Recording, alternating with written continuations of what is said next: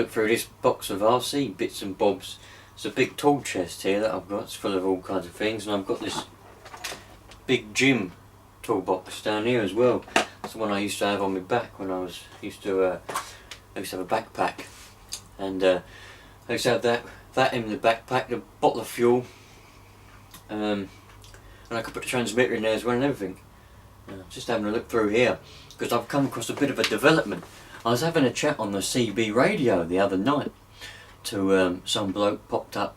It was about 10 miles away from me, and I was having a good old chat about drones and things. You know, he's telling me about a Pacific drone, that the Hubsan 501S Pro, I think it was called. I had to look at it. It's a bloody good drone.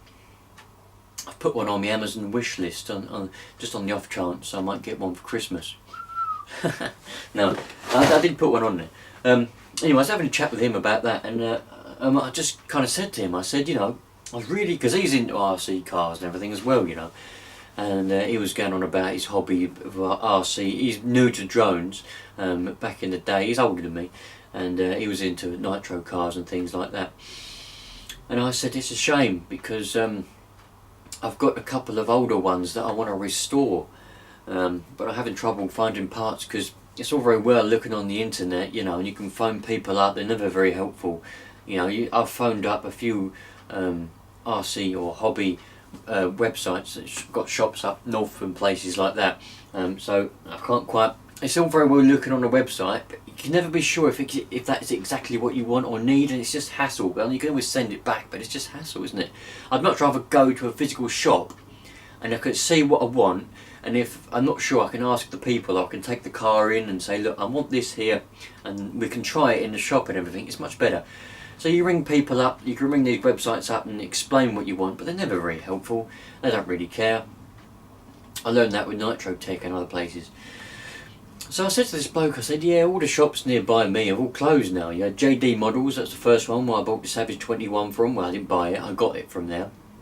And the Mini T and the Rush all come from JD Models. Or was it DJ? JD or DJ, I can't remember. One of them, which way round it was. Anyway, and then you had Heath's RC Models. That was the only one that I knew of, and that closed down last year or the year before. Big shame that was. And he says, no, he says, there's one near me. I said, no. He said, there is. He said, there's an RC hobby shop near me and they do loads of stuff. I said, what is it? He says, Active Scowl is what it's called. So I looked it up. I looked up Active Scowl, and it is indeed within driving distance for me. And I had a look on their website just to see what they do. And they seem to do quite a wide variety of things. I haven't phoned them up, I haven't been there yet. Because I've got to get my Land Rover done first. To prioritise, I've got to get my Land Rover done, right? That's priority now. That's the reason I'm selling everything. Yeah, all the CB and ham radio gear is sold. Everything is being sold because I need to get my Land Rover done before I can do anything else. Yeah, any hobbies, anything else is being put in to the back of the priority list. Land Rover is at the front because that's my car. So once I get that done, I'm going to take a drive down to this Active Scowl. Now, one of the things I'm particularly excited about is they do loads and loads of engines at reasonable prices. So I might be able to find, my plan is, I'm going to take the Rush as it is, the shell. There's bits missing off it because I've taken bits off. I'm going to take the shell down there and I'm going to ask them if I can test fit some of these engines. Because, you know, it's all very well, they don't always fit, and I want to do as least modifications and fabrications as possible. The idea is I want to find an engine where the little engine mounts, you've got those little square engine mounts on the bottom, they'll fit onto the engine, and the engine will just bolt in to the place of where it was, and the little gears will mesh up, and that's the plan anyway. I might need to do some modifications, but if I take the chassis down there, I can just ask them and just say, look, I've got this Rush here, I'm looking for a different engine for it, can I just see if they just plonk them in there? I don't have to bolt it all up and everything, I can just plonk them in, can't I? And go, oh yeah, that'd be nice. That's the plan. And while I'm in there, I'll see if I can find some other bits as well. I need to get some new suspension for the Savage and things like that. But getting the Rush going is the main plan, as I've told you in the past. So yeah, so I'm just sort of looking through here just to see what what I've got in here. And I've got, like, I think this come off the Rush, some kind of gear there, a bit of cold, some rims. They ain't no good. They come off some cheaper thing. I've got batteries here. They ain't gonna be no good now. They're sat in here for years. Look, part of suspensions, we've got little sockets with wires. That's the back thing off the Rush that holds the battery compartment. We've got servo arms here. More servo arms, R-clips. In the top of this here, in the top we've got little penknife. We've got a broken pull start, I think. It might not be. Yeah, it hasn't got a spring in it anymore. What is it? 21 big block. That's off the 21. That's the Savage 21 pull start. Why I keep pull starts, I have no idea. Bit of a brake. Bit of a, yeah, I think that was a brake disc. Probably the original one of the Savage. It's that's how much I used to use it. Well and truly gone. Got on and off switches here. Look. There's just all sorts. There's all sorts. Look, you can tell. I used to go to skate parks and things, and I used to just be flat out. You know what I mean? I don't really tend to take much mercy, sort of thing. So those, if we can focus on those. That always happened quite a lot. I was always quite frustrated that they didn't tend. They may do now, but back then I couldn't find, or they didn't do metal ones. There was always plastic ones, and that always used to happen. And it's not down to, well, it probably was down to me. I probably didn't check the little Allen bolts on the engine as much as I should have done. But I used to be going around these BMX tracks or skate parks, and the bolts would work loose, even with a bit of thread lock. Yeah, because I used them carts. Every day I was using these, you know what I mean, and every weekend I had to be flat out. You wouldn't believe how much nitro fuel I went through. And so they'd work loose, and usually I'd be going up to a jump and it was like, oh man! And I was like, what's going on here? And that's what would happen. The engine would have moved away from that, and there you go. Got parts of air filters, we've got all sorts of screws and bits and bobs in here. Battery holders. Yeah. Loads of stuff. There's all my glow starter chargers and spare nuts and bolts. HPI Racing. I don't even got a new packet of Kyosho wheels, slick wheels and tyres. Anyway, yeah, all that is. Check out the newest magazine, RC Driver. Is there a date on there? It's in dollars. I don't know why it's in dollars. God knows. 2000. Year 2000. So we've got loads of stuff, man. And the discovery of this shop that is very nearby, it's kind of like spurred on my enthusiasm to get this going. Now this bloke that I talked to on the radio, I haven't been able to find him again. I found him. I was skipping around, and I was on the EU side of things. Shh! Don't tell anyone. and he was just there, and it turns out that he'd come back on the radio after a short time away, and so we went over to the UK Channel 11. UK Channel 11. We went to on FM. And I was having a good old chat with him, and it sounded like, because he's quite close and he's interested, but he ain't got no one to go out and drive around sort of thing with either. So I was like, yeah, brilliant, you know, you can get your cars up and running, brilliant. And he's got his drone that he's just ordered or whatever, and I may get a drone in the future or whatever. And I said, well, if this Active Scout that you've told me of is any good, I'll go down and I'll get an engine for me Rush and everything. It'd be brilliant, you know. And then we can go into somewhere, go down to skate parks or whatever, and make some good content for my videos, and also have a good time. I found like someone that's nearby that likes RCs, because I don't have any friends, you see. But I haven't been able to find him. We agreed to meet up in Channel 11. That was going to be the Channel 11. And I've been calling out there every night, and he ain't been there. So I ain't been able to sort of carry on with that plan. But I ain't got anything yet. Some of you have been commenting on my last video. Apparently crystals are non-existent these days, which is a shame.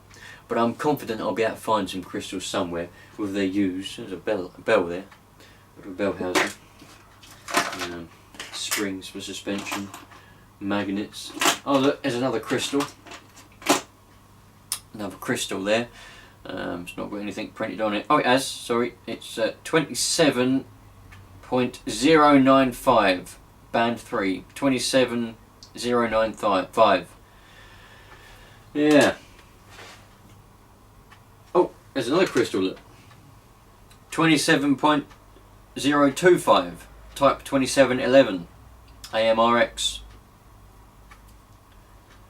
27025. So I've got another crystal here. But the only reason they'd be in my box is because they were broken up a long time ago. And you always knew when they were breaking up. You always knew when the crystals were breaking up because you'd get like a bit of a signal and then your car would stop. You've always got to run a fail safe. This is the fail safe that I had in the Rush. And it's the one that I'll put back in the Rush. It's a bit dirty. I'll keep it clean up before I put it back in the Rush. Yeah, this is a fail safe that I used to run in the Rush.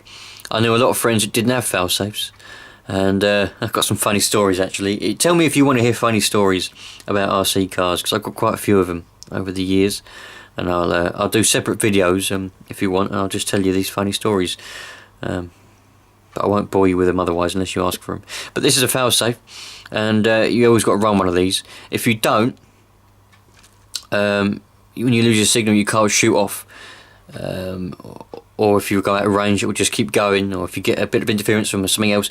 Back then, it'd be taxis, because a lot of them were on the CB bands, 27 megahertz.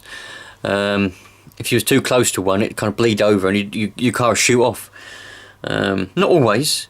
You know, some people say it's a load of rubbish, but it did happen. I believe it to be people on CB. 27 megahertz, you know. There you go, people tuning around or whatever and just keying up, off you go. So, yeah, that's the failsafe that I ran on the Rush. I've got a different type on the Savage. It's still on the Savage at the moment. It's a different type. But yeah, so you always know when the crystals are breaking up, because you'd kind of get a signal and then your failsafe would kick in and it'll stop it, and you go again, stop, go, and you broken up crystals.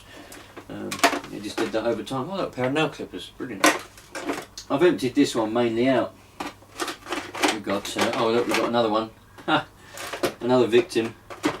We've got here. Just random bits and bobs, paintbrushes, fuel lines. Oh, there's a glow plug in there. Glow plug. Pull start. Oh, there's pull starts everywhere. Look. Pull starts. Look. Endless pull starts. I used to break the pull starts all the time. Sometimes I get a little bit heavy-handed. And away it goes. Snaps. Yeah, loads of pull starts all broken. There's another victim. Another victim there. Look. Don't know. I couldn't tell you where that come from. That probably come from the Rush. I really can't remember. It's been so long. You know, back then I could recognise what goes to what, but yeah, I'm sure you don't know what it's like when you just don't do something for a while. You kind of forget, but it all comes back to you. It's like riding a bike, you know. But you just kind of forget, don't you? Oh, there's one of those strings for one of the broken pull starts. Yeah, that's a HPI one. You can tell by the end of the cord there. Good thing. Big bag of washers. Yeah. So, hopefully, like I said, I haven't actually spoken to anyone at this active scale yet, but hopefully I'm going to go straight down. There's no point in ringing them up, because all they do is, you know, you're interested and you go, I'm inquiring about this, you know, I've got this Rush and I want this, I want that, I want to do an engine. And then all they're going to go is, all they're going to say is, we may have something, yes, if you come down and have a look or whatever. It's pointless ringing them up. I give up ringing anyone really, because it's pointless. I'd rather just go there and have a chat face to face. I'll have a look around their shop. So if any of you are familiar with this active scale, it's only going to be I don't know if they've got more than one branch, more than one shop, or if it's a chain. I really don't know. I'm assuming it's just a small local RC model hobby shop. That's what I think it is anyway. But it's Active Scow, southeast coast of England, down near Southend. It's within driving distance for me anyway to go down there. About an hour away probably, but it's worth it. So if anyone's familiar with that, what they like, and you know, they're helpful. What's it like?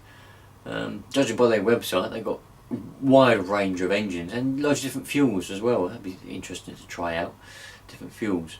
So that is exciting news. What prompted me to do a video here is I just wanted to have a look. Some of you have been commenting on my other videos, saying that you like seeing these videos. You're happy that I posted one the other week. A week ago I think I posted one, or 2 weeks, I think it's about a week ago. I posted a video, can't remember what I said something. And I just had a few really good comments, you know, saying you like to see videos from me. So I decided, even though I've not really got any progress or anything, I was having a look through here anyway, and I thought to myself, oh, let's do a bit of a video. So that's what I've done. And I've noticed now we've got 707 subscribers. 707 subscribers on this channel. I gained 9 subscribers since, well, in a month, but that's bloody brilliant considering I'm not putting up any videos. So I really appreciate all you you know, putting in the good comments. I really appreciate you watching. I really appreciate you staying tuned, even though that it's a bit quiet at the moment. But as I said, as time goes on, hopefully, you know, I'm going to put. Some of you have asked me. One other person asked me in the comments for the last video that I made about a donation link. I do have a donation PayPal. I'm going to put the link to it in this video. So if you feel like it, then that's very nice of you. A few other people have asked me on the other channel as well. Do I have a donation link? I do. I don't have a PO box anymore. I closed that down because no one sent anything to it.